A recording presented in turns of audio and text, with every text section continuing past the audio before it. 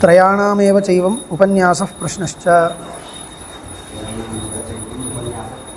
इतश्च न प्रधानस्य अव्यक्तशब्दवाच्यत्वं ज्ञेयत्वं वा प्रधानस्य अचेतनप्रधानस्य अत्र प्रकरणमेव नास्ति इति उच्यते। यस्मात् त्रयाणामेव पदार्थानाम् अग्निजीवपरमात्मनाम् अस्मिन् ग्रन्थे कठवल्लीषु वरप्रदानसामर्थ्यात् व्यक्ततया उपन्यासो दृश्यते। तद्विषय एव च प्रश्नः न अतः अन्यस्य प्रश्नः उपन्यासो वा अस्ति इति। एतत्तु ज्ञायते कठवल्यां येषाम् अभ्यासः वर्तते ते जानन्ति। तत्र आरम्भे वरत्रयं पृष्टम्। अत्र प्रश्नत्रयम् इति वरत्रयम् इति अभिप्रायेण न, प्रथमं तु प्रश्नो न एवं पितुः सौमनस्यं पृष्टं तन्न अयं न प्रश्नः। प्रश्नो नाम जिज्ञासितः विषयो न, जिज्ञासितः विषयो न सः तदेकं पृष्टम्। अनन्तरं जिज्ञासितः विषयः त्रयः। एकस्तु अग्निविद्या अग्न्युपासनम् एकं जिज्ञासितम्। अनन्तरं जीवस्य लोकान्तर सम्बन्धः जिज्ञासितः। परमात्मस्वरूपं नाम असंसार्य आत्मस्वरूपं जिज्ञासितम्। एवं एवं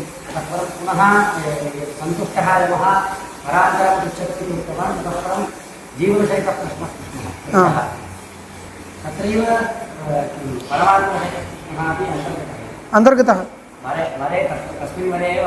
अन्तर्गतः। यतः अस्माकं रीत्या योजने अत्र क्लेशो नास्ति। अस्माकं रीत्या जीवब्रह्म ऐक्यम् इति कृत्वा जीवविषयकप्रश्नः परमात्मविषयकप्रश्नः इति तु अत्यन्तभिन्नो न। अतः त्रयाणामेव चैवं प्रश्नः उपन्यासश्च इति सूत्रकारवचनं भाष्यकारैः कथं कृतं। वस्तुगत्या द्वयोरेव इति स्थितम्। अग्निविषयकप्रश्नः आत्मविषयकप्रश्नः, अग्निविषयकप्रश्नः आत्मविषयकप्रश्नः। आत्मविषयकत्वेन यदि अनुगमः क्रियते तर्हि द्वावेव प्रश्नौ। सूत्रकारास्तु तथा अनुगमम् अकृत्वा जीवपरमात्मनोः नाम संसारित्व असंसारित्वकृतं जीवपरमात्मनोः वैलक्षण्यं पुरस्कृत्य अनयोः औपाधिकं भेदं पुरस्कृत्य प्रश्नत्रयम् इति सूत्रकाराणां निर्देशः वर्तते। तावदेव। यदि तत्र परमतरीत्या जीवपरमात्मनोर् अत्यन्तभेदं स्वीकृत्य योजनं तर्हि वरत्रयप्रतिज्ञा हीयेत। वरत्रयं खलु प्रतिज्ञातमस्ति। त्रीन् वरान् वृणीष्व इत्येव। एकं वरं प्रथममेव पृष्टं पितुः सौमनस्यं भवतु इति।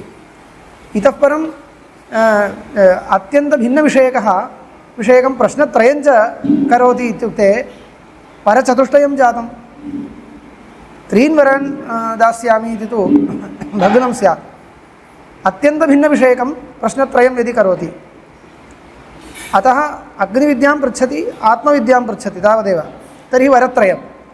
एवञ्च आत्मत्वेन रूपेण जीवात्मविषयकप्रश्नस्य परमात्मविषयकप्रश्नस्य च अनुगमं कृत्वा वरत्रयमिति व्यवहारः। प्रश्नत्रयमिति व्यवहारस्तु अनयोः लोकसिद्धं भेदम् अङ्गीकृत्य जीवपरमात्मनोः लोकसिद्धं भेदम् औपाधिकम् अङ्गीकृत्य प्रश्नत्रयम् एवं व्यवहारः इति। एवञ्च सर्वथापि विचार्यमाणे अस्मिन् प्रकरणे अचेतनप्रधानस्य कथैव नास्ति इति तावानेव विषयः वेगेन पठितुं शक्यते।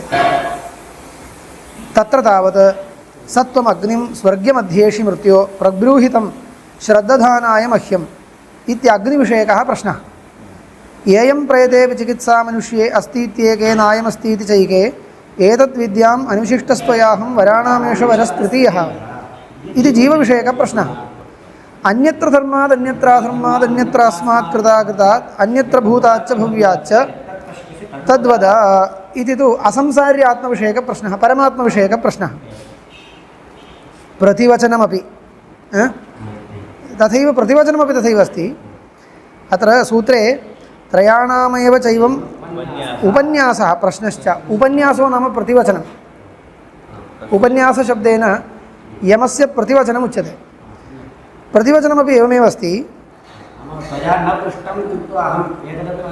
इति नोक्तं तथा नास्ति नास्ति नापेक्षते तद् कल्पयितुं शक्यम् अगत्या कल्पयितुं शक्यं पृष्ठमेव वक्तव्यम् इति नास्ति वस्तुगत्या तद् वक्तुं शक्यते अन्यथा अस्माभिः माया अत्र गृह्यते इत्युक्ते सा पृष्टा वा इति प्रश्नः स्यात् खलु तद्व्युत्पादनाय उक्तम् इति तर्हि तद्व्युत्पादनाय अचेतनप्रधानस्य उपन्यासः कृतः इति उच्यते चेत् तद् व्युत्पादनाय तस्य उपयोगो नास्ति इति वक्तव्यं तावदेव एतद्व्युत्पादनाय तस्य अत्र अपेक्षा नास्ति यदि तत् अचेतनप्रधानम् अत्र यदि आनीयेत तर्हि एतद्व्युत्पादनमेव न स्यात् तस्य स्वतन्त्रत्वात् अत्र पुरुषस्य पराकाष्ठा इति व्युत्पादनमेव न स्यात् अस्तु सामान्यरूपेण यदा पश्यामः तर्हि पृष्टस्य प्रश्नम् उत्तरम् इति वक्तव्यं प्रश्नः एवं त्रिविधः वर्तते उत्तरमपि तथैव अस्ति इति यथावदेव ऋजु पश्यामः इति प्रतिवचनमपि लोकादिमग्निं तमुवाच तस्मै या इष्टका यावतीर्वा यथा वा इति अग्निविषयकम् उत्तरं हन्तते इदं प्रवक्ष्यामि गुह्यं ब्रह्म सनातनं यथा च मरणं प्राप्य आत्मा भवति गौतम पश्यन्तु मरणं प्राप्य अपि आत्मा भवति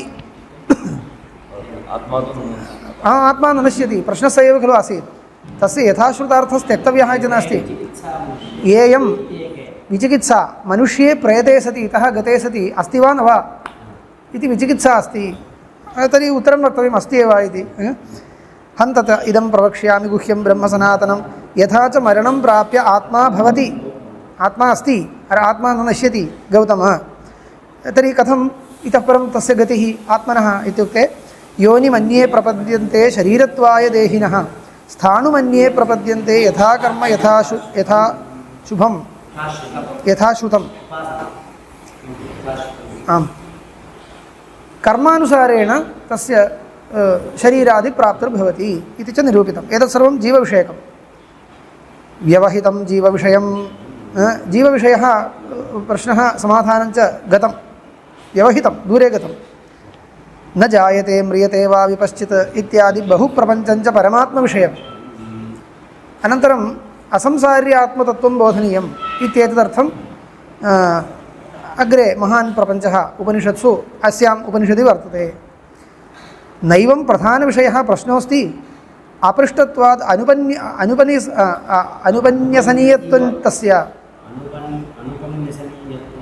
अनुपन्यसनीयत्वम् अनुत्तरणीयत्वम् अचेतनप्रधानस्य न पृष्टः खलु तर्हि उत्तरमपि न वक्तव्यम् एवं च सूत्रार्थः जातः अत्र आशङ्का क्रियते अत्राह योऽयम् आत्मविषयः प्रश्नः येयं प्रेते विचिकित्सा मनुष्ये अस्ति इति किं स एवायम् अन्यत्र धर्मादन्यत्राधर्मात् इति पुनरुत्कृष्यते अनुकृष्यते किं वा ततः अन्यः अयम् अपूर्वप्रश्नः उत्थाप्यते इति अवगतं खलु इत्युक्ते येयं प्रेते विचिकित्सा मनुष्ये इति जीवविषयकप्रश्नः इत्युक्तम् अन्यत्र धर्मादन्यत्राधर्मात् इति असंसारी आत्मतत्त्वविषयक परमात्मविषयकप्रश्नः इत्युक्तं तत्र किं जीवविषयकप्रश्न एव एवं किञ्चित् आकर्षणं कृत्वा अनुकृष्य असंसारिरूपेण उत्तरं दीयते जीवस्यैव तथा असंसारिरूपम् उत्तरत्वेन प्रदर्श्यते अथवा अयम् अपूर्वप्रश्नः उपस्थाप्यते इति प्रश्नद्वयमपि नचिकेतसा क्रियते तावदेव एकविषयकः वा भिन्नविषयको वा प्रश्नः येयं प्रयते इति जीवविषयकः तत्र अन्यत्र धर्मात् अन्यत्राधर्मात् इति परमात्मविषयकः अन्यः प्रश्नः अथवा जीवविषयकप्रश्न एव एवं रूपेण प्रकारान्तरेण आनीयते तेनैव इति किञ्जातः इत्युक्ते किं विचारफलं किम् एवं वास्तु तथा वास्तु तेन किम् स एवायं प्रश्नः पुनरुत्कृष्यते यदि उच्येत पुनरनुकृष्यते इति यदि उच्येत तदा द्वयोरात्मविषययोः प्रश्नयोः एकतापत्तेः अग्निविषयः आत्मविषयश्च द्वावेव प्रश्नौ इत्यतो न वक्तव्यं त्रयाणां प्रश्नोपन्यासौ इति सूत्रकारस्य उपरि आक्षेपः यदि आत्मत्वेन रूपेण अनुगमनं कृत्वा चेत् त्रयाणाम् इति न वक्तव्यम् अग्निविषयकः एकः प्रश्नः आत्मविषयकः रूपद्वयेन जीवात्मा पृच्छ्यते इति शरीरान्तरसम्बन्धित्वेनापि आत्मा पृच्छ्यते असंसारित्वेनापि आत्मा पृच्छ्यते इति तर्हि आत्मा एव पृच्छ्यते जीवात्मा आत्मा पृच्छ्यते तावदेव आत्मविषयकप्रश्नत्वेन अनुगमनं कृत्वा चेत् त्रयाणाम् इति असङ्गतम्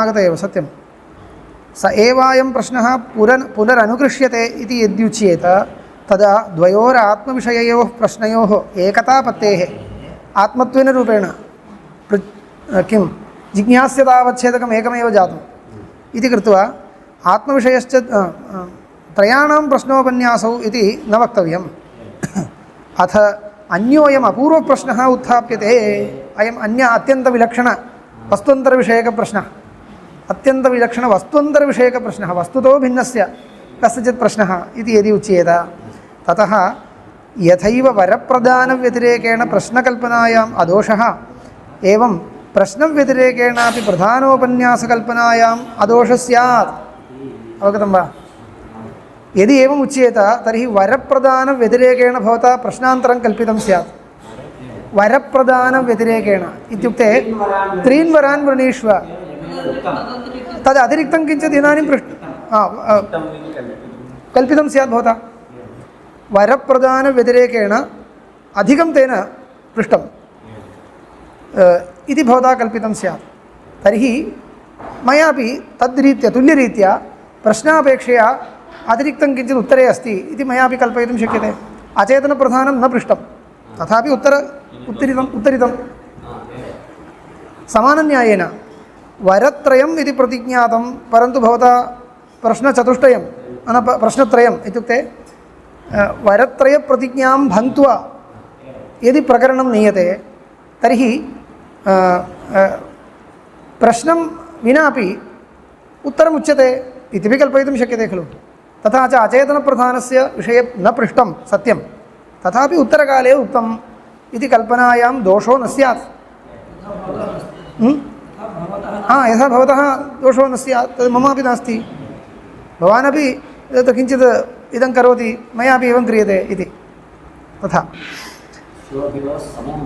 इति सत्यम् इदानीं पङ्क्तिं पश्यतु अथ अन्योऽयम् अपूर्वप्रश्नः उत्थाप्यते इत्युच्यते ततो यथैव वरप्रदानव्यतिरेकेण प्रश्नकल्पनायाम् अदोषः तव दोषो नास्ति इति त्वया मन्यते एवं प्रश्नव्यतिरेकेणापि प्रधानोपन्यासकल्पनायाम् अदोषः स्यात् दोषो न स्यात् अत्रोच्यते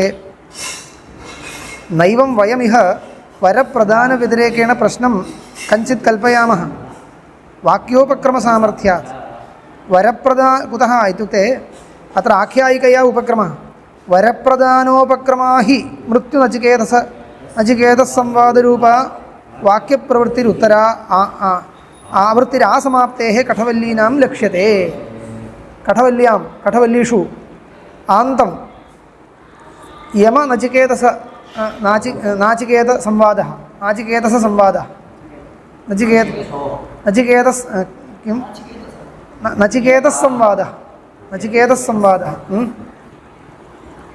तत्र नचिकेतसंवादः अस्ति अयं च संवादः वरप्रदानोपक्रमः वरं दास्यामि इत्युक्तत्वात् खलु वरं सः किमपि अन्यत् पृच्छेत् इति यमेन चिन्तितम् अयं तु जिज्ञासामेव वरत्वेन उद्घाटितवान् इति खलु स्थितिः सः यत्किमपि अभीष्टं पृच्छेत् तद् दत्त्वा प्रेषयामः इति मत्वा यमेन वरं वृणीष्व इति पृष्टं सः स्वकीयां जिज्ञासामेव तत्र जिज्ञासायाः शान्तिः उत्तरमेव वरत्वेन पृच्छति इति स्थितिरस्ति तर्हि वरप्रदानोपक्रमा हि मृत्युनचिकेतसंवादरूपा वाक्यप्रवृत्तिः आसमाप्तेः वाक्यानां प्रवृत्तिः आसमाप्तेः कठवल्लीनां लक्ष्यते कथम् इति वदति मृत्युः किल नचिकेतसे पित्रा प्रहिताय इत्युक्ते प्रेषिताय पित्रा यमलोकं प्रति प्रेषिताय त्रीन् वरान् प्रददौ नचिकेताः किल तेषां प्रथमेन वरेण पितुः सौमनस्यं वव्रे द्वितीयेन अग्निविद्यां तृतीयेन आत्मविद्यां येयं प्रेते इति वराणामेष वरस्तृतीयः इति लिङ्गात् वराणामेष वरस्तृतीयः इत्यस्ति इदमेव अयमेव तृतीयः वरः इति अस्ति तत्र यद्यन्यत्र धर्मादि इत्यन्योऽयम् अपूर्वः प्रश्नः उत्थाप्येत ततो वरप्रदानव्यतिरेकेण प्रश्नकल्पना वाक्यं बाध्येत सम्यगेव तर्हि अन्यत्र धर्मादित्यनेन अतीव भिन्नः प्रश्नः अयम् इति तु न मन्तव्यं यद्यपि प्रश्नो भिन्नः परन्तु पृष्ठं तु भिन्नं न पूर्वं यत् पृष्ठम् आत्मस्वरूपं तदेव असंसारिस्वरूपेण प्रतिपादय असंसारिस्वरूपेणापि प्रतिपादनीयम् इति वक्तव्यमस्ति प्रकरणं बाध्येत इति प्रकरणस्य वाक्यं नाम एकवाक्यतापन्नं प्रकरणं तस्य बाधो भवेत् ननु प्रष्टव्यभेदात् अपूर्वोऽयं प्रश्नो भवितुमर्हति अत्र पुनः पूर्वपक्षी पृच्छति अयं यथा कथञ्चित् भवता व्याख्यायते चेदपि अयम् अपूर्वप्रश्न एव प्रकरणभङ्गस्तु भवत्येव कुतः यद्यपि आत्मस्वरूपमेव पृच्छ्यते परन्तु प्रश्नशैली भिन्ना खलु शरीरं परित्यज्य यदा गच्छति तदानीम् अस्ति वा न वा इति प्रश्नः धर्माधर्मादि सम्बन्धशून्यम् असंसारि आत्मतत्त्वं वद इति प्रश्नश्च एकः इति कथं वक्तुं शक्यते प्रश्नस्तु अन्य एव अयं धर्म्यैक्येपि इति प्रष्टव्यभेदात् अपूर्वोऽयं प्रश्नः भवितुमर्हति पूर्वो हि प्रश्नः जीवविषयकः येयं प्रेते विचिकित्सा मनुष्ये अस्ति नास्ति इति विचिकित्साभिधानात् जीवश्च धर्मादिगोचरत्वात् न अन्यत्र धर्मादिति प्रश्नमर्हति अयं जीवविषयकप्रश्नः इत्येव वक्तुं न शक्यते कुतः सः धर्मादिमान् धर्मादिसम्बन्धशून्यो न जीवः अतः अन्यत्र धर्मादिति प्रश्नः जीवविषयकः इति भवता वक्तुं न शक्यते धर्मादिविषयत्वं नाम धर्मादि आश्रयत्वम् आश्रयः इत्यर्थे विषयशब्दप्रयोगः बहुत्र अस्ति प्राज्ञस्तु धर्माद्यतीतत्वात् अन्यत्र धर्मादिति प्रश्नमर्हति प्रश्नच्छाया च न समाना दृश्यते लक्ष्यते प्रश्नच्छाया प्रश्नच्छाया द्वेधापि भवति विकल्पेन वर्तते न समाना लक्ष्यते पूर्वस्य अस्तित्वनास्तित्वविषयत्वात् उत्तरस्य धर्माद्यतीतवस्तुविषयत्वात् तस्मात् प्रत्यभिज्ञानाभावात् प्रश्नभेदः पृच्छ्यमानं तु न प्रत्यभिज्ञायते अतः प्रश्नभेदः अङ्गीकर्तव्यः न पूर्वस्यैव उत्तरत्र अनुक्रषणम् इति चेत् एव च पूर्वस्यैव पृष्ठस्य उत्तरत्रापि अनुकर्षणं क्रियते इति न वक्तव्यम् इति चेत् न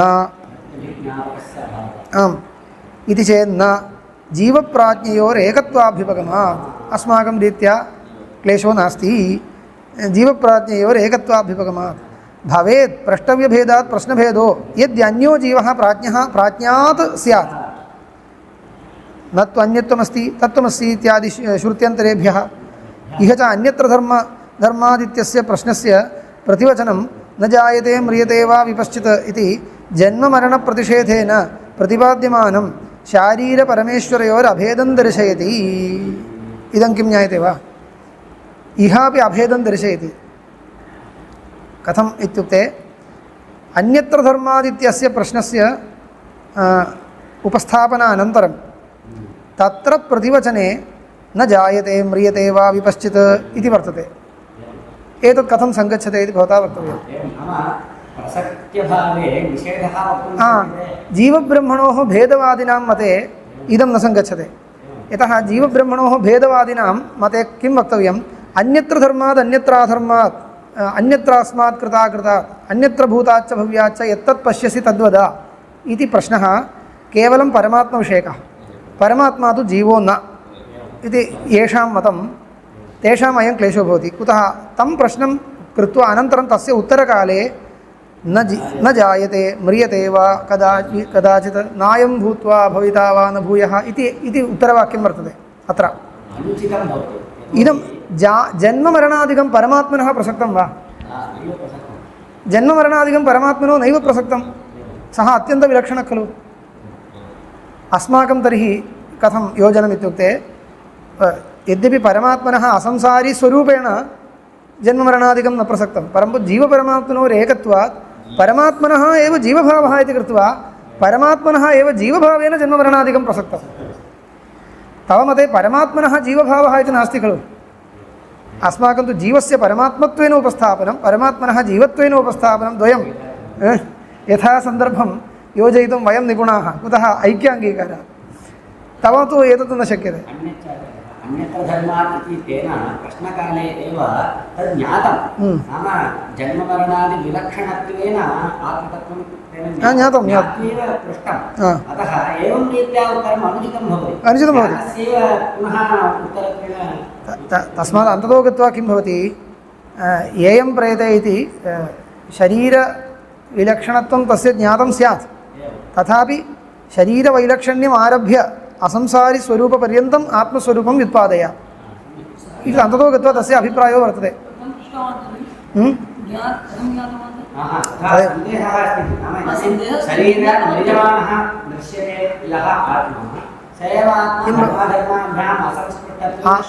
आत्मविषये यदा पृच्छ्यते शरीरातिरिक्तत्वं ज्ञातं चेदपि उपदेशमुखेन तत् ज्ञातव्यम् इति अस्ति।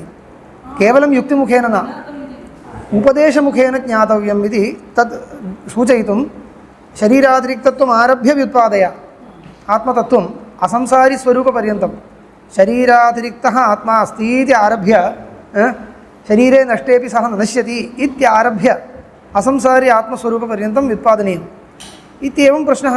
इति सर्वं प्रश्नस्य धर्मी एक एव। तस्य रूपान्तरेण प्रश्नवैलक्षण्येपि धर्मिवैलक्षण्यं नास्ति इति कृत्वा पृच्छ्यमानं तु एकमेव अनेकैः रूपैः पृच्छ्यते इति कृत्वा अस्माकं तु वरत्रयव्यतिरेकेण चतुष्टयं वरचतुष्टयं कल्पनीयम् इति तु नास्ति। द्वयमेव त्रीन् वराणि एकं तु अग्निविद्या अस्ति भोः। तद् अग्निविद्या अस्ति। तत् प्रकरणं पश्यतु कठोपनिषत्। तदादाय वरत्रयमिति। वरत्रयं प्रश्नद्वयम् इत्येव वस्तुगत्या। वरत्रयं प्रश्नद्वयं। वरत्रयं प्रश्नद्वयं। प्रश्नो नाम जिज्ञासा। वरत्रयं प्रश्नद्वयं। सूत्रकारैः प्रश्नत्रयम् इति कुतः उक्तः इत्युक्ते जीवपरमात्मनोः औपाधिकभेदं पुरस्कृत्य इति योजनीयम् इत्येव।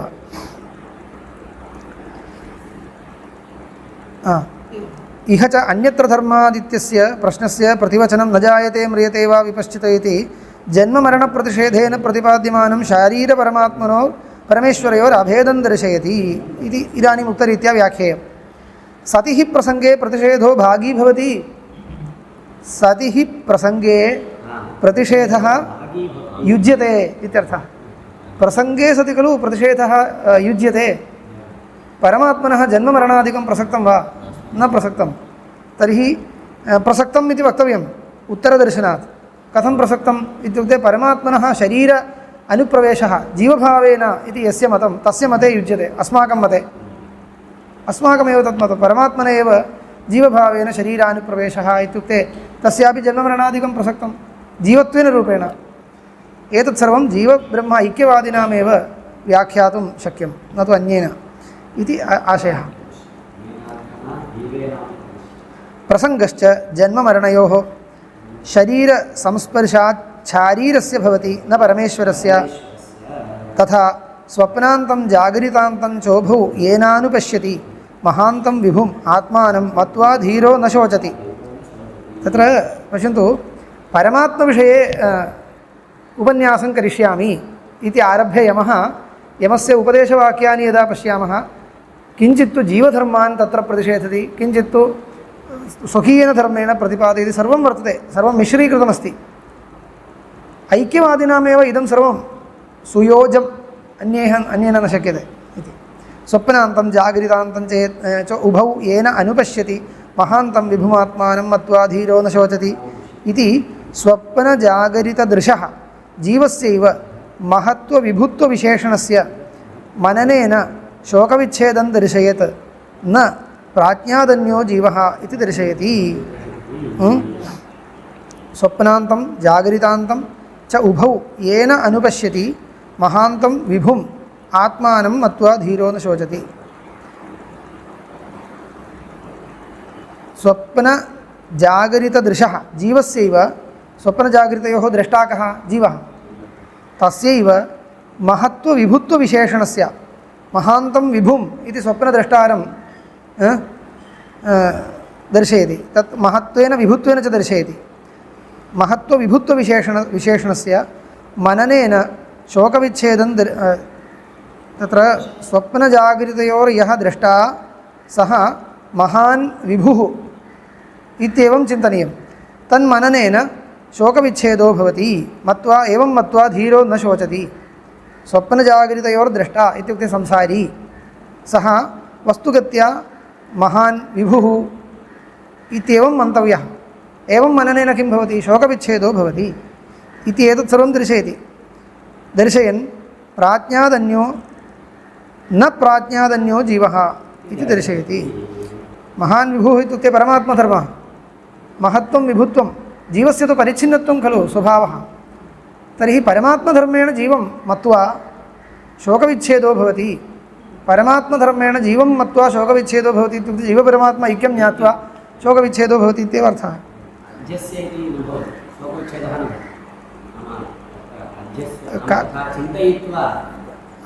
मत्वा इत्युक्तं मत्वा नाम मननेन निश्चित्य इत्यर्थः। मननेन निश्चित्य इत्यर्थः। केवलं चिन्तनमात्रं न। प्राज्ञविज्ञानाद्धि शोकविच्छेदः इति वेदान्तसिद्धान्तः। तथा अग्रे यदेवेह यदमुत्र तदन्विह मृत्योस्स मृत्युमाप्नोति य इह नानेव पश्यति इति जीवप्राज्ञभेददृष्टिम् अपवदति। यः इह नाना इव पश्यति सः मृत्योः मृत्युं प्राप्नोति संसारं न तरति संसारात् उत्तीर्णो न भवति इति भेददर्शनं निन्दति। यथा जीवविषयस्य तथा इति अस्ति वा अत्र यथा इति अस्ति पश्यामः। यथा जीवविषयस्य अस्तित्वनास्तित्वप्रश्नस्य अनन्तरम् अन्यं वरं नचिकेतो वृणीष्व इत्यारभ्य मृत्युना तैस्तैः कामैः प्रलोभ्यमानोऽपि नचिकेता यदा न चचाल। एवं खलु अयं प्रश्न एव मया वरत्वेन स्वीक्रियते। अस्य उत्तरमेव मम अपेक्षते। अयमेव वरः मया अपेक्षते इति पृष्टम्। एतन्न वक्तुं शक्यते अन्यं वरं वृणीष्व अन्यत् किमपि पृच्छ इति पुनः पुनः प्रलोभ्यमानोऽपि नचिकेताः यदा न चचाल तत्र तस्य अभिप्रायं न परिवर्तितवान्। इदमेव अपेक्षते। मरणं मानुप्राक्षीः इति यमेन उक्तम्। यदैनं मृत्युरभ्युदयनिःश्रेयसविभागप्रदर्शनेन यदा तदा इत्यस्ति। तदा एनं मृत्युः नाम यमः अभ्युदयनिःश्रेयसविभागप्रदर्शनेन विद्याविद्याविभागप्रदर्शनेन च विद्याभीप्सिनं नचिकेतसं मन्ये नत्वा कामा बहवो अलोलुपन्त श्रेयश्च प्रेयश्च मनुष्यमेतः तौ सम्परीक्त्य विविनक्ति धीरः प्रयो मन्दः अभिप्रेयसो वृणीते। श्रेयो धीरः योगक्षेम अभिप्रेयसे प्रेयसो वृणीते प्रयो मन्दः योगक्षेमात् वृणीते इत्यादिना एतत् श्रेयो मार्गः प्रयो मार्गः। श्रेयो मार्गो नाम संसारनिवृत्तिमार्गः। प्रयो मार्गः नाम अत्रैव किञ्चित् अभ्युदयं प्राप्तुम् अपेक्षित उपायानाम् अन्वेषणम्। एतद्वयं विभज्य प्रदर्श्य नचिकेतास्तु प्रयोमार्गं नेच्छति संसारनिवृत्तिमेव इच्छति इत्येवं विद्याभीप्सिनं नचिकेतसं मन्ये कुतः नत्वा कामाः बहवः अलोलुपन्त। कामानाम् अधीनः त्वं न जातः। विषयेषु उपस्थापितेष्वपि तत्र तव आकर्षणं न प्राप्तम् इति प्रश्नस्य इति प्रशस्य दूरमेते विपरीते विषूची विद्या या च अविद्येति ज्ञाता इति विद्याविद्ययोर्भेदं च प्रदर्श्य सत्यं तदेव विद्याविभागप्रदर्शनेन इत्युक्तं खलु तदेव दूरमेते विपरीते विषूचि विद्या च विश्वगतिमती या विद्याया च अविद्येति ज्ञाता विद्यायाः मार्गः अन्यः अविद्यायाः मार्गः अन्यः इत्येवं तत्र कामाधीनः नचिकेताः न जातः इत्युक्त्वा तं प्रशस्य तं स्तुत्वा प्रश्नमपि तदीयं प्रशंसन्नुवाच तदीयप्रश्नोऽपि तेन यमेन श्लाघितः तं दुर्दर्शं गूढमनुप्रविष्टं गुहाहितं गह्वरेष्ठं पुराणम् अध्यात्मयोगाधिगमेन देवं मत्वा धीरो हर्षशोकौ जहाति तदीयं प्रश्नं प्रशंसन् उवाच प्रश्नं प्रशंसन् नाम प्रशंसावाक्यं किमासीत् नचिकेतः तत्सदृश पृष्टा नान्यो भवति इति एकं वाक्यमस्ति खलु त्वादृङ् न पृष्टा किञ्चिदस्ति तदेव अस्ति वा त्वादृङ् नो भूयात् नचिकेतः पृष्टा इति त्वादृङ् नो भूयात् नचिकेतः पृष्टा हे नचिकेतः त्वादृक् पृष्टा न भवितुमर्हति अतः अवश्यं मया उच्यते इति प्रशंसन् यदुवाच किमुवाच तं दुर्दर्शं गूढमनुप्रविष्टं गुहाहितं गह्वरेष्ठं पुराणम् अध्यात्मयोगाधिगमेन देवं मत्वा धीरो हर्षशोकौ जहाति इति उवाच तेनापि जीवप्राज्ञयोरभेदः एव इह विवक्षितः इति गम्यते कथं यत् प्रश्ननिमित्ताञ्च प्रशंसां महतीं मृत्योः प्रत्यपद्यत नचिकेताः यदि तं विहाय प्रशंसानन्तरम् अन्यदेव प्रश्नम् उपक्षिपेत् अस्थाने एव सा सर्वा प्रशंसा प्रसारिता स्यात् यदि अन्य एव विषयः तेन पृष्टः स्यात्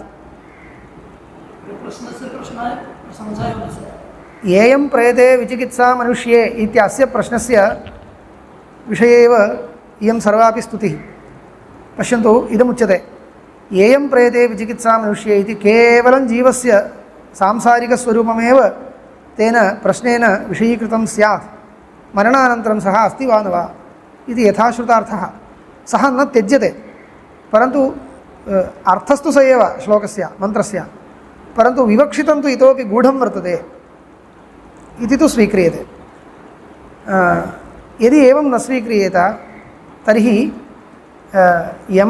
यमेन क्रियमाणा वैराग्यपरीक्षा एतत् सर्वम् अस्थाने एव कृता स्यात् अस्थाने नापेक्ष्यते इति नापेक्ष्येत कुतः शरीरादतिरिक्तः मरणानन्तरम् आत्मनः स्थितिरस्ति वा इति पृष्टे एतत् अस्य उत्तरं वक्तुं वैराग्यस्य अपेक्षा का वर्तते अविरक्तेनापि अवगन्तव्यः खलु अयं विषयः विरक्तो नास्ति तर्हि चार्वाकमतं स्वीक्रियते वा तथा नास्ति किल तर्हि चार्वाकमतखण्डनपूर्वकं शरीरातिरिक्तः आत्मा अस्ति इत्ययं निश्चयः आस्तिकस्य सर्वस्यापि अपेक्षते न केवलं विरक्तस्य तर्हि वैराग्यपरीक्षां किमर्थं करोति तर्हि वैराग्यपरीक्षादिकं तदा एव सङ्गच्छते कदा इत्युक्ते येयं प्रयते इति प्रश्नस्तु केवलं शरीरातिरिक्त आत्मविषयक एव न किन्तु असंसारी आत्मा शरीरत्रयातिरिक्तत्वं पर्यन्तं विवेचनीयम् इति तस्य बुद्धौ वर्तते इति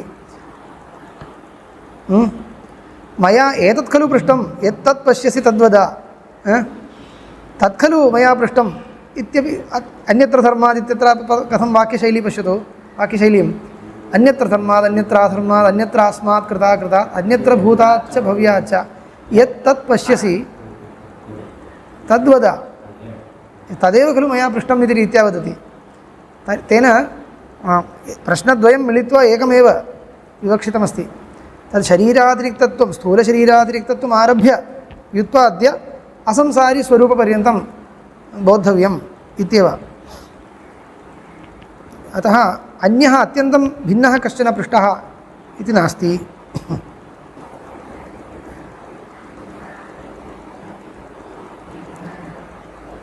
असंसार्य आत्मतत्त्वम् अत्र पृष्टम् इति तु केनापि तथैव इति अङ्गीकर्तव्यं भवति शरीरातिरिक्तः आत्मा अपि पृष्टः न पृष्टः इति वक्तुं न शक्यते तर्हि प्रश्नद्वयं अत्यन्तभिन्नविषयकं प्रश्नद्वयम् इति यः कल्पयति तस्य तु प्रकरणभङ्गः एव भवति। अतः प्रकरणभङ्गवारणाय जीवपरमात्मनोः ऐक्यं स्वीकृत्य एव अत्र योजनं कर्तव्यम् इत्येव। यत् प्रश्ननिमित्तां च प्रशंसां महतीं मृत्योः प्रत्यपद्यत नचिकेताः यदि तं विहाय प्रशंसानन्तरं पश्यतु प्रशंसां प्राप्य अन्यदेव किमपि पृष्टं स्यात् चेत् अन्यत्र धर्मादित्यनेन पृष्टं यदि अन्यदेव प्रशंसादिकं सम्यक् श्रुत्वा अन्यदेव अनन्तरं पृच्छति इत्युक्ते प्रशंसानन्तरम् अन्यदेव प्रश्नम् उपक्षिपेत् अस्थाने एव सा सर्वा प्रशंसा प्रसारिता स्यात्।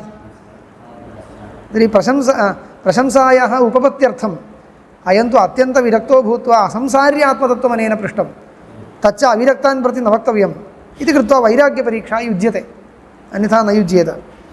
तस्मात् येयं प्रेते इत्यस्यैव प्रश्नस्य एतदनुकर्षणं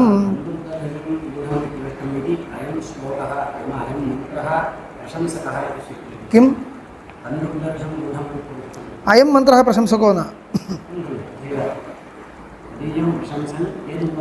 प्रशंसन् प्रशंसां च कृत्वा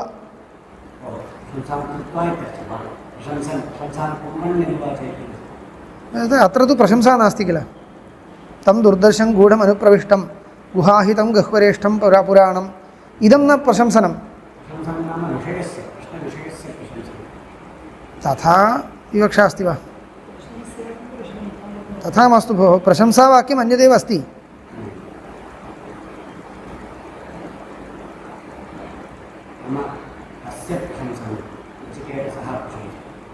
तदेव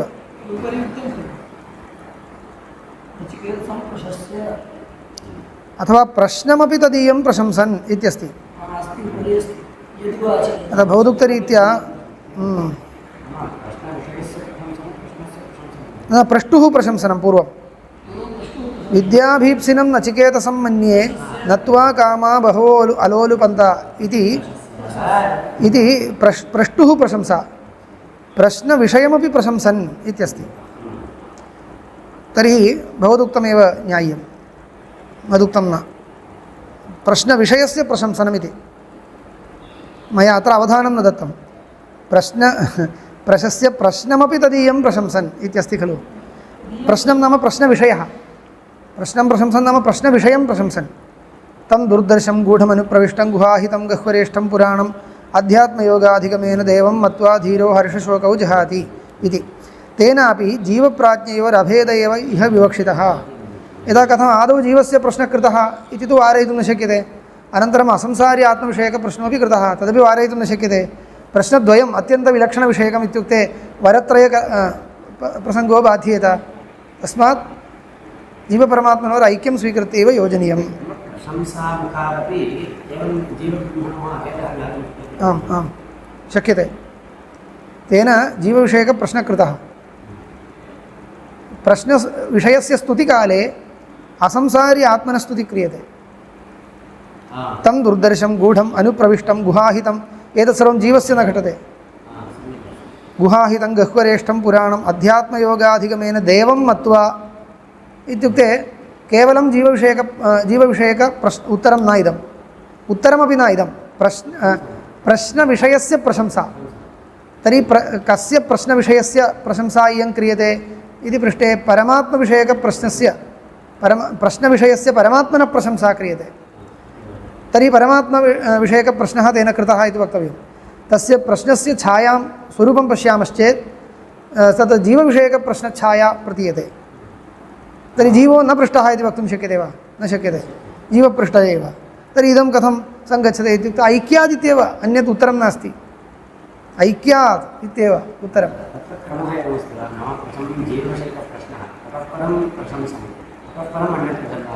अस्ति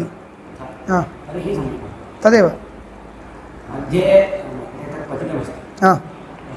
एवम् ऐक्यपक्षे एव इदं योजयितुं शक्यम्।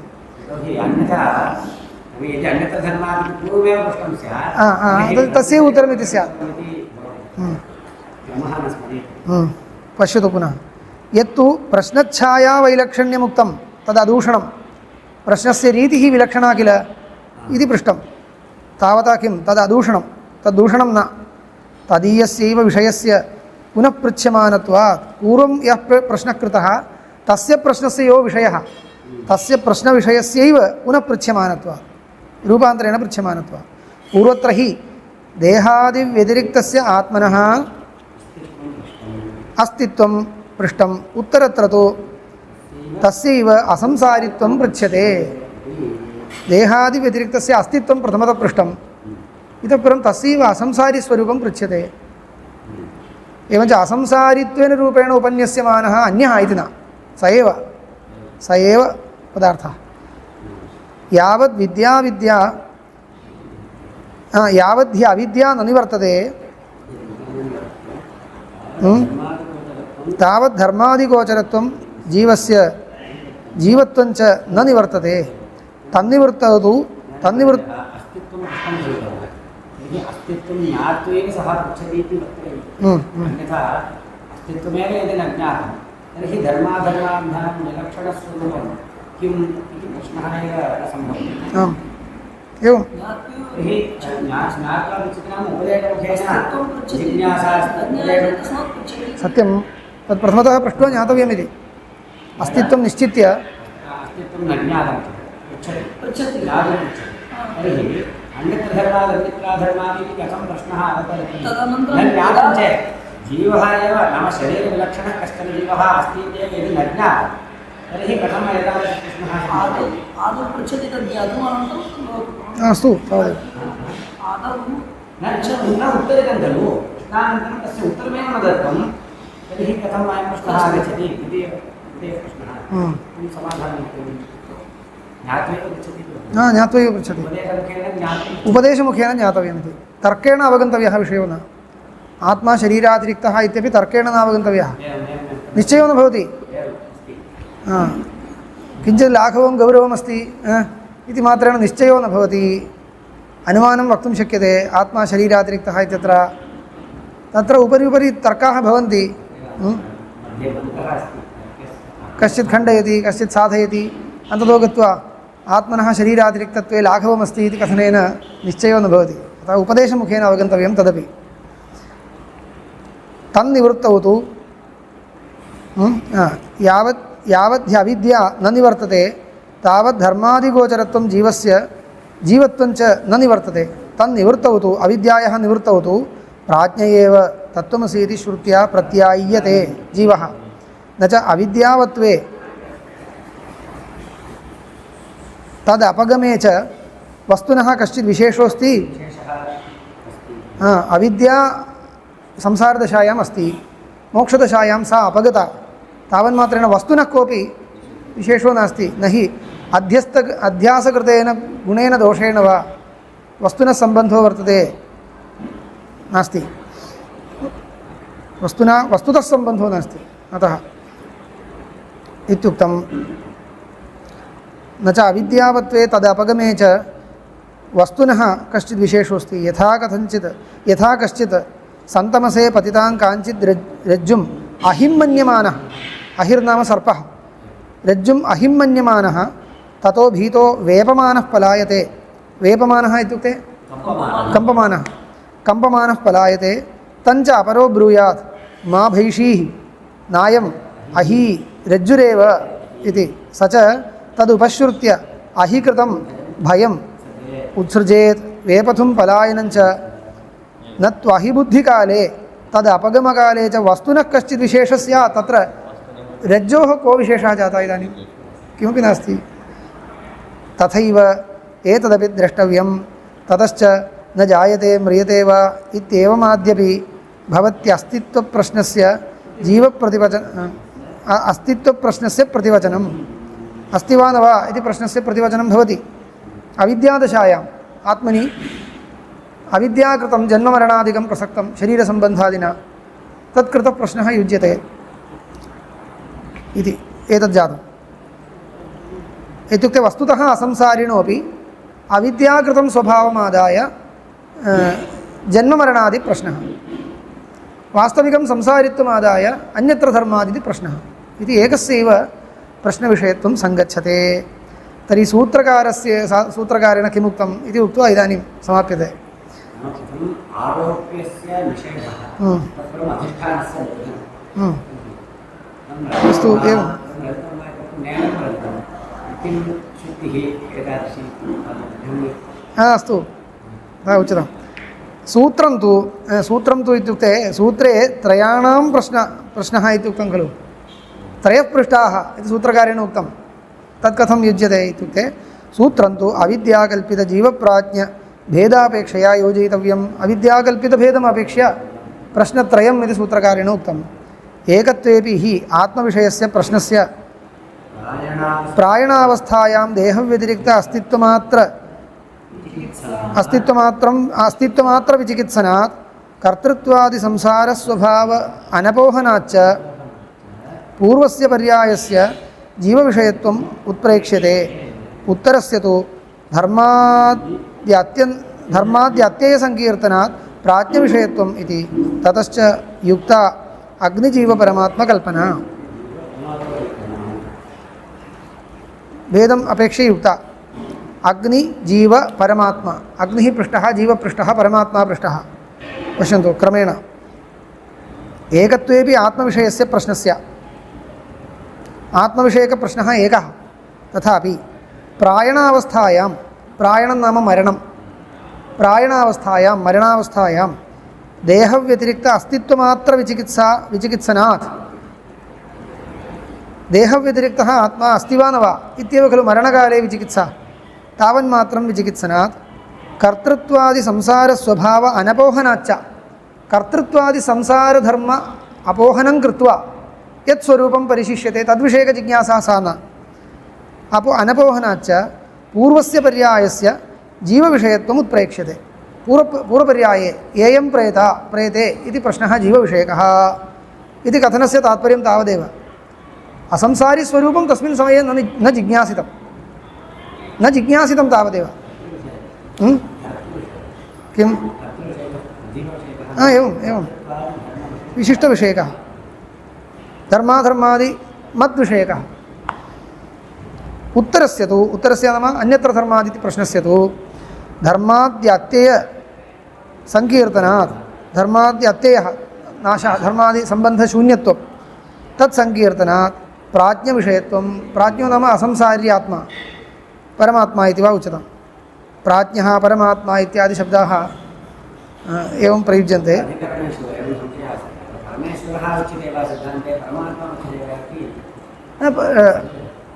परमात्मा इति शब्दस्तु तत्र जगत्कारणत्वविशिष्टः ईश्वरः इत्यर्थे एव प्रयुज्यते इति नास्ति। परमेश्वरः इति शब्दोपि तथा नास्ति। तत्र शुद्धम् आत्मतत्त्वं यदा वक्तव्यं तदानीमपि भाष्यकारैः परमेश्वरः परमात्मा इत्यादि शब्दाः प्रयुक्ताः सन्ति। असंसारित्वगुणयोगेन गौण्याप्रयोगः अवगतं वा? परमेश्वरः असंसारी खलु। संसारस्रष्टुः संसारो नास्ति नाम संसारकृतसुखदुःखादिकं नास्ति, संसारसम्बन्धकृतसुखदुःखादिकं नास्ति इति कृत्वा परमेश्वरे असंसारित्वं वर्तते। इदञ्च असंसारित्वं निर्गुणस्य आत्मतत्त्वस्यापि वर्तते इति कृत्वा निर्गुणम् आत्मतत्त्वम् इत्यभिप्रायेण गौण्यावृत्त्या परमेश्वरः परमात्मा इत्यादि शब्दप्रयोगाः भाष्ये बहुलं कृताः वर्तन्ते। जगन्नियन्ता इत्यर्थेपि कृताः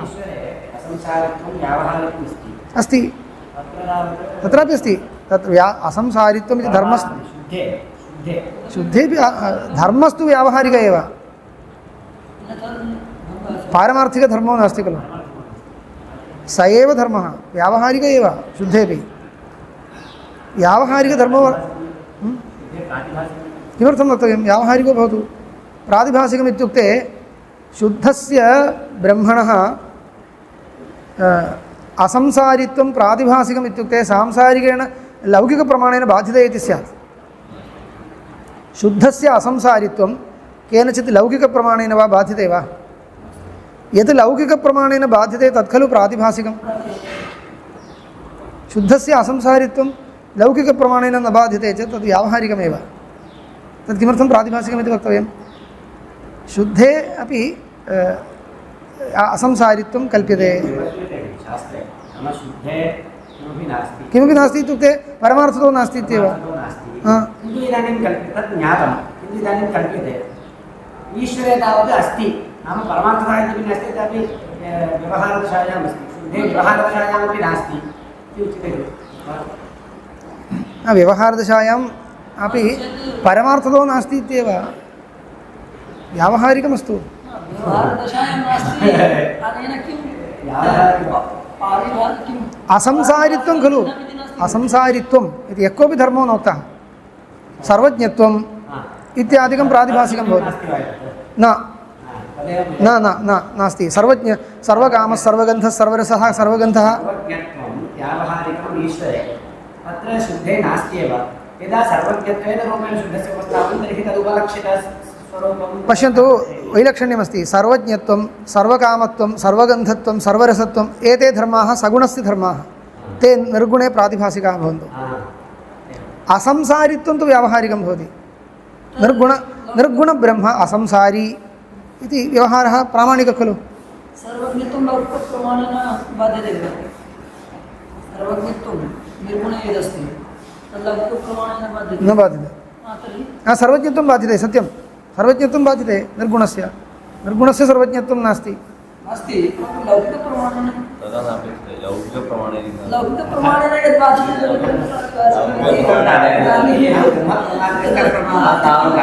लौकिकप्रमाणेन मम विवक्षा अवगता इति चिन्तयामि। अस्तु, अग्रे गच्छामः। इदानीं न ततश्च युक्ता अग्निजीव, अत्र समापनीयम्। अग्निजीवपरमात्मकल्पना प्रधानकल्पनायां तु न वरप्रदानं न प्रश्नो वा प्रतिवचनं वा इति वैषम्यं। प्रधानमत्र कल्प्यते चेत् तद्विषयकप्रश्नोपि नास्ति, किमपि नास्ति, तस्य सम्बन्धः एव अस्मिन् प्रकरणे नास्ति इति समाप्तं। महद्वच्च इति अन्तिमं सूत्रं। यथा महच्छब्दः, महद्वच्च इति दृष्टान्तः दत्तः। यथा महच्छब्दः साङ्ख्यैः सत्तामात्रेऽपि प्रथमजे प्रयुक्तो न तमेव वैदिकेऽपि प्रयोगे अभिधत्ते।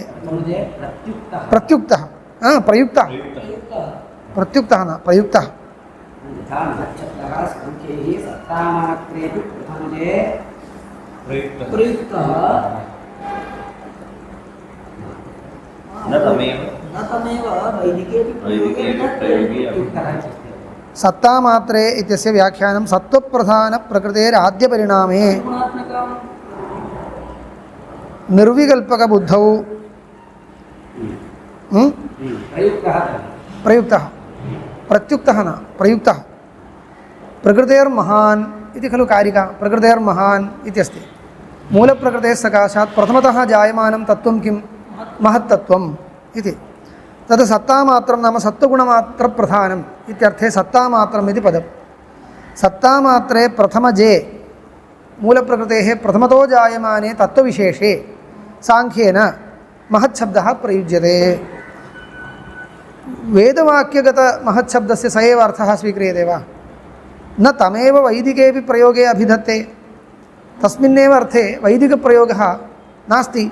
बुद्धेरात्मा महान् परः इति, बुद्धेरात्मा महान् परः इत्यस्ति। अत्र साङ्ख्यपरिकल्पितं महत्तत्वम् उच्यते इति साङ्ख्येनापि न वक्तुं शक्यते।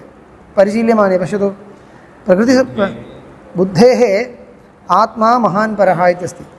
अत्र महान् इति शब्दः अस्ति। बुद्धेरपेक्षया सः उत्कृष्टः इति उच्यते। भवद्मते बुद्धिरेव खलु महत्तत्वं। साङ्ख्यमतानुसारेण बुद्धितत्वमेव महत्तत्वं। तर्हि बुद्धेरपेक्षया इदं महत्तत्वं परम् इत्यस्ति। आत्मा इत्यपि अस्ति। तर्हि आत्मनि महत्शब्दप्रयुक्तः इति व्याख्यानं कर्तव्यं त्वयापि। बुद्धिशब्दस्य जीवबुद्धिः इति अर्थं स्वीक्रियते। हैरण्यगर्भीबुद्धिः तदपेक्षया अस्माकं रीत्या तथा व्याख्यातुं शक्यते कथञ्चित्। जीवबुद्धिः हैरण्यगर्भीबुद्धिः इति एतेन तथा न शक्यते। तेन एकमेव बुद्धितत्वं नाम बुद्धितत्वम् एकमेव। तत् हिरण्यगर्भस्य इत्यादिकं न वक्तुं शक्यते। तर्हि बुद्धेरात्मा महान् परः इत्यत्र त्वया कथं व्याख्यातुं शक्यते? आत्मा महान् इत्युक्तं। महत्तत्वम् इति महत्शब्दः महत्तत्वम् इत्यर्थे न प्रयुक्तः इति त्वयापि विचार्यमाणे अङ्गीकर्तव्यं भविष्यति। तर्हि इदमेकं द्वितीयं स्थलं महान्तं विभुम् आत्मानम् इत्यस्ति। आत्मनः विशेषणत्वेन महत् इत्यस्ति। तत्र महत् इति शब्दस्य साङ्ख्ये परिकल्पितं महत्तत्वम् इत्यर्थो नास्ति। इतोपि वेदाहमेनं पुरुषं महान्तम् इत्यस्ति। अत्रापि महत् इति शब्दस्य साङ्ख्यसम्मतं महत्तत्वम् इत्यर्थो नास्ति। एवम् इत्येवमादौ आत्मशब्दप्रयोगादिभ्यो हेतुभ्यः तत्र साङ्ख्येनापि किं वक्तव्यं भोः तत्र सर्वत्र आत्मनः विशेषणत्वेन खलु वर्तते तस्मात् तत्र महदिति शब्दस्य अस्मदुक्तं महत्तत्वम् इत्यर्थो अर्थस्त्यक्तव्यः नास्ति इति। तर्हि सत्यं सम्यगेव। तर्हि केनचित् हेतुना महत् इति शब्दश्रवणमात्रेण भवदुक्तः अर्थः न स्वीकर्तव्यः अङ्गीक्रियते खलु। महत् इति शब्दस्तु अस्ति, शब्दप्रत्यभिज्ञामात्रेण अर्थोऽपि स एव इति न वक्तुं शक्यते इति निर्णयः आगतः खलु। तद्वत् इत्यर्थः। इत्येवम् आदौ आत्मशब्दप्रयोगादिभ्यो हेतुभ्यः तथा अव्यक्तशब्दोऽपि न वैदिके प्रयोगे प्रधानम् अभिधातुम् अर्हति। तत्तद्दार्शनिकानां या पारिभाषिकी प्रसिद्धिः तां प्रसिद्धिमादाय श्रुत्यर्थनिर्णयो न कर्तव्यः।